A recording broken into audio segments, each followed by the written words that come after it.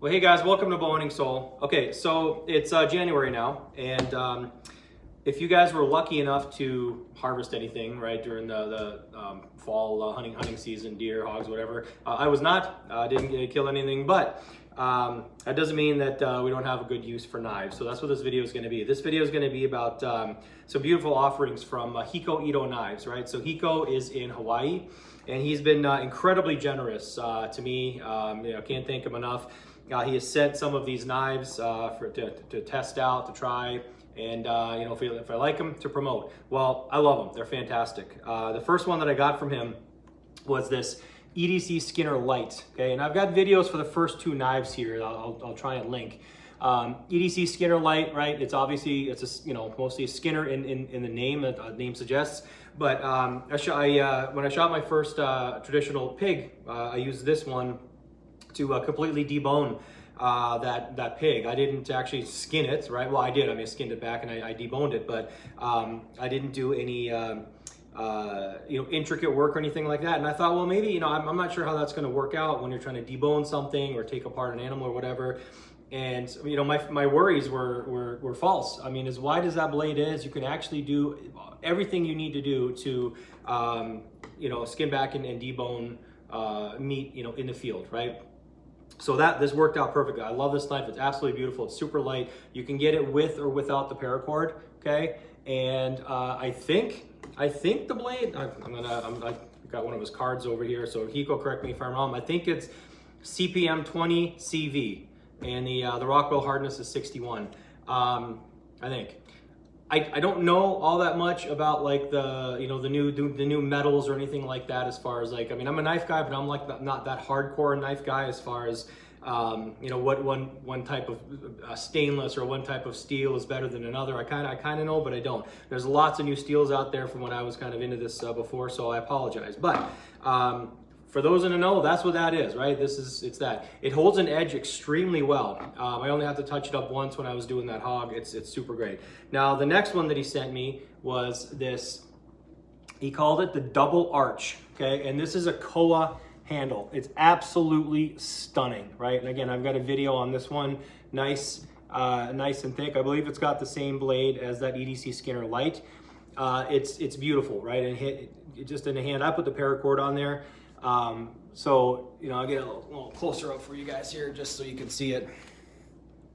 Again, I've got videos on this. Just absolutely gorgeous work. And this also, I took apart my pig that I shot in Georgia in Fort Stewart hunt, the PBS hunt last February.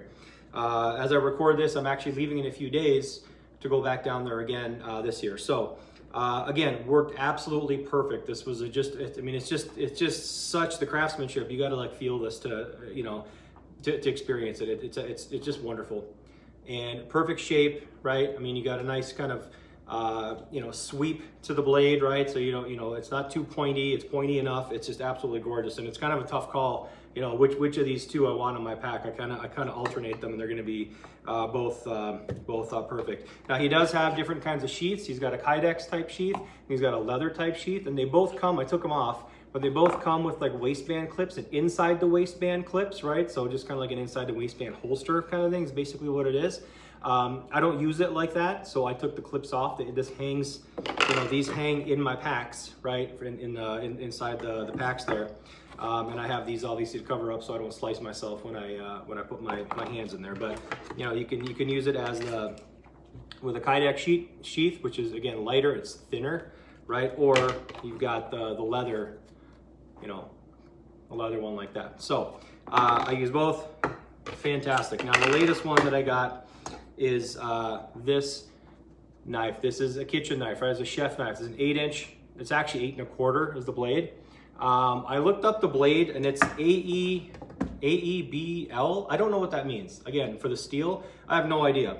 But I do know that it's just a beautifully balanced kitchen knife, right? I mean, love to cook, and knives and everything are just as much tools as actual tools are, and as actual you know, this to me, these kind of things are just as important as the bow and arrow to me, right? Because this is part of the hobby or the lifestyle of hunting. Plus, you know, I love to cook in general, no matter what. So this knife is just absolutely gorgeous. And the handle, like I said, I don't know if I mentioned that, is mango, right? The finish on this is gorgeous. The fit and finish. I mean, there's no high spots on here.